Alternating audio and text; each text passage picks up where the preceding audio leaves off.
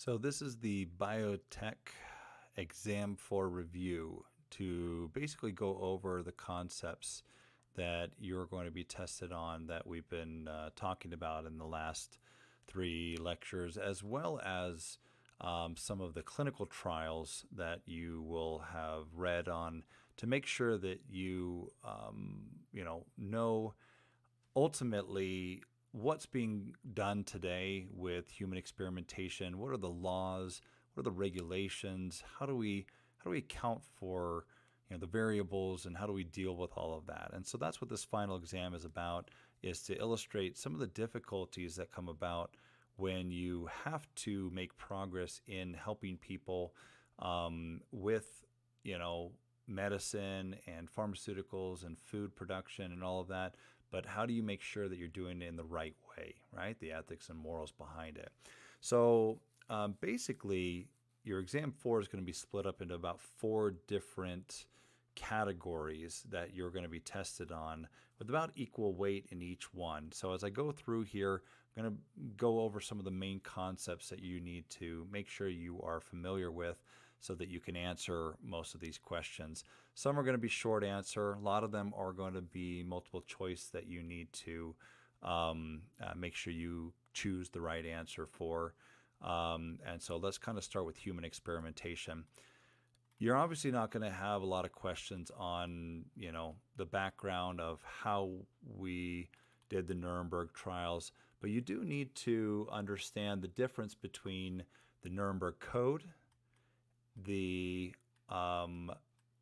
law that was passed, the Code of Federal Regulations, Title 45, Volume 46, the Belmont Report, which is basically how we implement the law, and the institutional review boards, right? These are all things that I want you to make sure you understand, what each one of them are, because it helps understand how we got to where we're at today, as well as where we may need to go in the future, right?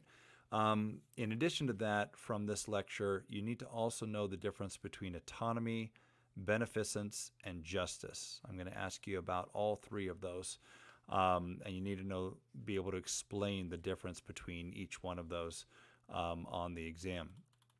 Okay, so the exam is going to be a little more heavy towards the human experimentation lecture, but it'll have a lot of questions on the other lectures as well. So again, the Nuremberg Code. Remember that this was a code of ethics that was not law, right? This was the what we came up with after the Nuremberg trials of the doctors. Here in the U.S., we made it into law, and that's what's called CFR Title 45, Volume 46. Okay. How to implement that law, that's what the Belmont Report is. Basically, this was in 1979. The Department of Health, Education, and Welfare basically came up with how to implement that. Now, a big important aspect of that is the institutional review boards, the IRBs. And one of the main things you have to know about the IRBs is it doesn't matter whether you're a private institution or a public one, wherever you get your funding from, you must have an IRB. Okay, you have to make sure that this review board is there to ensure that you are following the law that's outlined by the Belmont Report that was instituted to tell people how to comply with the law, right? The CFR Title 45, Volume 46. Okay. Also make sure that you know the difference between autonomy, beneficence, and justice. These are things that I'm going to have you describe and write about on the exam, because I want to make sure you know how this comes into informed consent, how this comes into the benefit and well-being, as well as who receives the benefits and who bears the weight of the responsibility of that. So these 3 I'm going to be asking you about on the exam as well. Okay.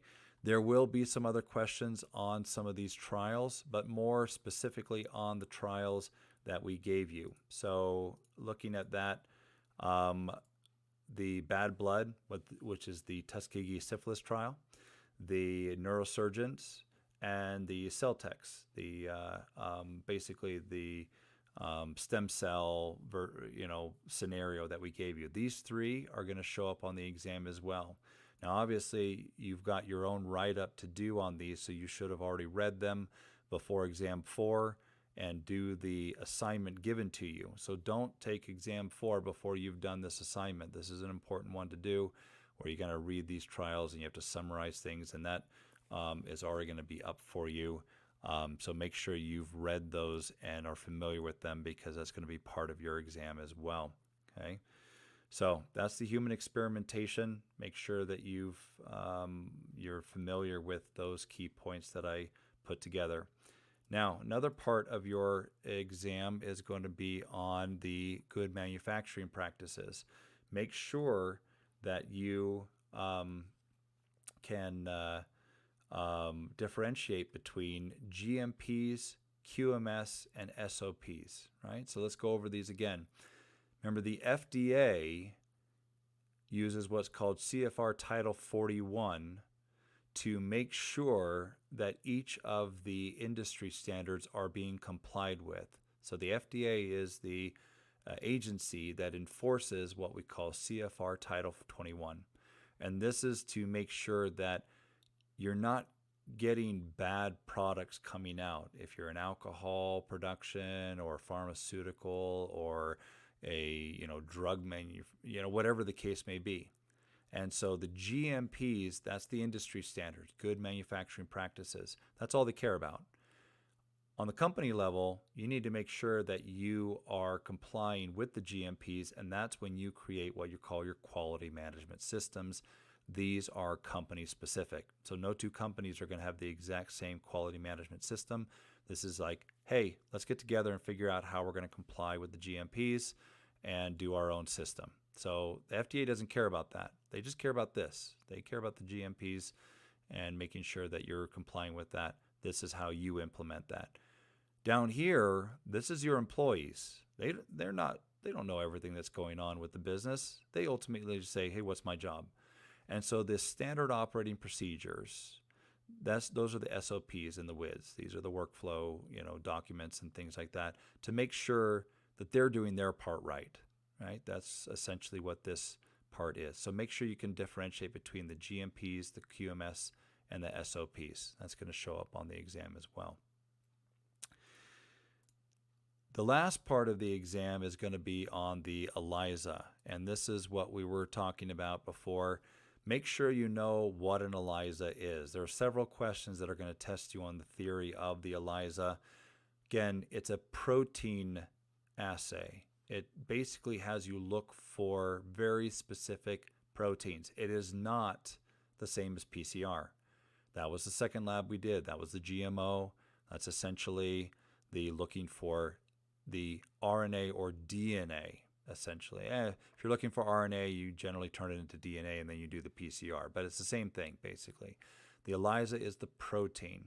Now, make sure you know how that's done, especially when it comes to the antigen, which is the first step, making sure that if there is antigen present, it's bound to the bottom of the well. Then you have the primary antibody that gets put in and binds to that antigen. Remember, if there's nothing there, then the primary antibody has nothing to bind to. And then the secondary antibody, which has the enzyme attached to it. And if that enzyme is attached to it, when you add the coloring agent, which is at first clear, but in the presence of that enzyme gets metabolized and becomes this blue substance, then that indicates the presence of the antigen. So it just kind of creates this sandwich where you have the protein, the primary antibody, and the secondary antibody. In the absence of the antigen, the primary antibody has nothing to bind to. It gets washed out. The secondary antibody has nothing to bind to. It gets washed out. But, as I mentioned, what would happen if you didn't wash your negative controls, coming back to here, with a detergent between the first and the second step? Well, these wells would turn blue then. Why? Because if you didn't coat the bottom of those wells with something, then when you put the primary antibody into it, it actually would attach to the bottom of the well. Well, what would that do? That would mean when you put the secondary antibody in, it would attach to that. And then when you put that chemical in, it would metabolize it and turn it blue. And in that case, your negative controls would actually show up blue. So that's what would happen if you didn't coat your wells with that detergent. That's why you have to do that. Over here, yes, the antibodies attach to the antigen, but you also have to make sure that any available space is bound, because you don't know, especially if you're the sample, right, whether you have that antigen there or not.